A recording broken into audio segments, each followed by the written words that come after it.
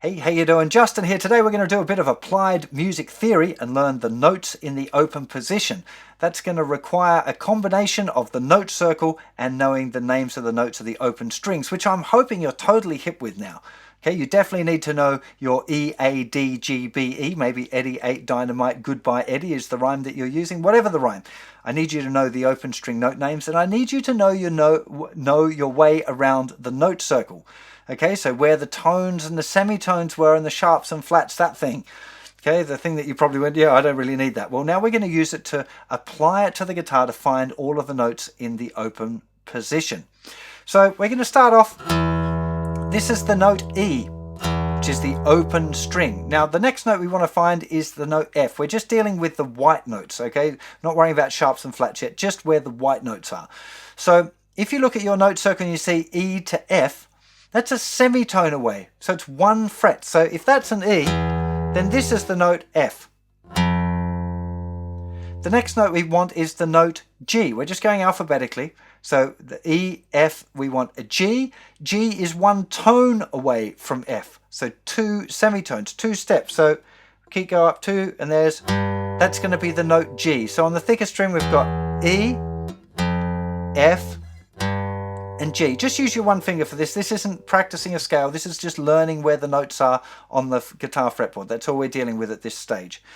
The open string next is the A string. So we have E, F, G, A. The next one is alphabetically is the note B. Have a look at A to B and you'll see that B is a tone away from A, two steps. So that would be an A sharp. So that's the note B. The next note we want is the note C.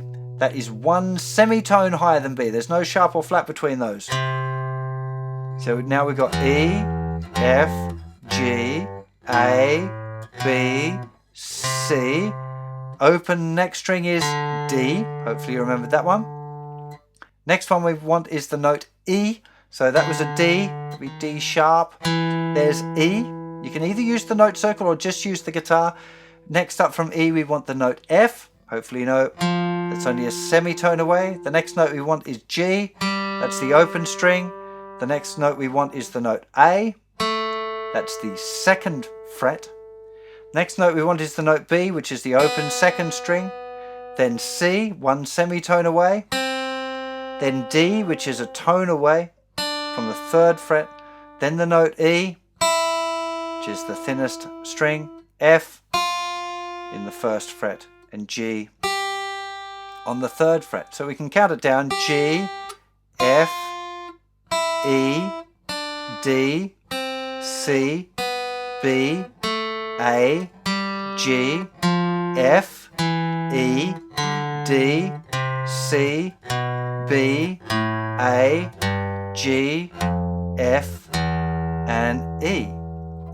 Now, we're going to be using this shortly to practice scales, but at this point it's just the theory, it's just the knowing part. I don't even care if you actually play any of the notes, but I want you to be able to work out what all of those notes are in. We call this the open position, the first three frets.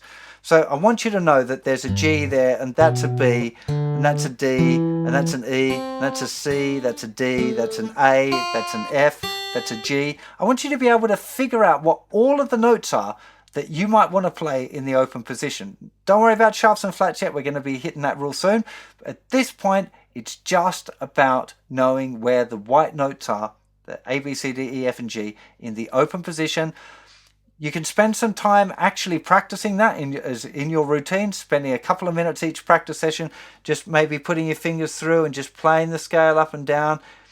I'm calling it a scale. It's just playing the white notes up and down, looking at where they are, trying to remember where they are, getting a bit of practice, combining, remembering, recalling the note circle and how that works.